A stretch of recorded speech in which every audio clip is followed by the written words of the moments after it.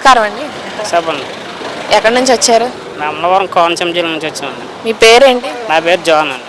సార్ని కలవడానికి వచ్చారా? సాయంకి వెళ్ళటం వచ్చాను. ఎందుకు సార్ అంటే మీకు అంత అభిమానం? మాకు 10 సంవత్సరాల ముందు అమ్మాను అండి. ఏంటంటే ఆయన చేసి పథకాలు కూడా అన్నీ బాగా నచ్చినాయి మాకు. ఇప్పుడు వచ్చి ప్రభుత్వం ఎలా ఉందంటే వాళ్ళ జోబులు నిండేసుకోవడం తప్ప జగన్ మా జనాలను అయితే ఏం చూసి పదేసినాయో కనిపించారు. మరి ఇప్పుడు సీఎం జగన్ గారు కాదు కదా, ఇప్పుడు మీరు ఇక్కడ ఆయన దగ్గరకు వచ్చినా ఏం లాభం ఏం లేదు కదా, ఇప్పుడు హయాంలో లేరు కదా.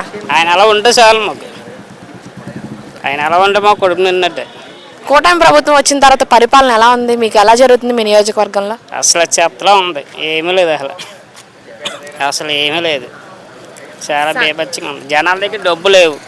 ఈయన వచ్చిన తర్వాత ఏదో పథకాలు ఇచ్చేవారు, డబ్బులు ఉండి జనాల దగ్గర షాపులు కూడా గొడవ పెట్టేస్తున్నారు. లేని వాళ్ళ పరిస్థితి మరీ దారుణంగా ఉంది. అసలు ఏమీ లేదు. జగన్ గారు అభివృద్ధి చేయలేదు అంటున్నారు కదా, అది నిజమంటారా? లేదు, ఆయన చేసిందే ఇప్పుడు నడుతుంది. ఇంకా వీళ్ళు చేసి పథకాలు ఏమీ లేవు. సూపర్ 6 పథకాలు అన్నారు కదా, అమలు చేస్తున్నారా, జరుగుతున్నాయా? లేదు, సూపర్ 6 అన్నారు కానీ వాళ్ళకే జరుగుతున్నా తప్ప లేని వాళ్ళకి ఏమీ లేదు అసలు. ఇప్పుడు ఆరోగ్యశ్రీని కూడా ప్రైవేట్ చేసేస్తున్నారు కదా, మరి మీరు దాని గురించి ఏం మాట్లాడాలనుకుంటున్నారు? అవి కూడా తీసేస్తారు, ఇంకేముంది, లేని వాళ్ళకి ఏమీ లేదు కదా.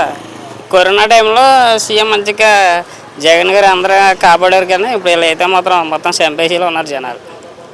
వీళ్ళ వల్ల వాలంటీర్లను కూడా కొనసాగించమని నారా లోకేష్ గారు అంటున్నారు కదా, మరి ఇప్పుడు వాళ్ళను కూడా తీసేశారు. ఇప్పుడు దాని గురించి ఏం చెప్పాలనుకుంటున్నారు?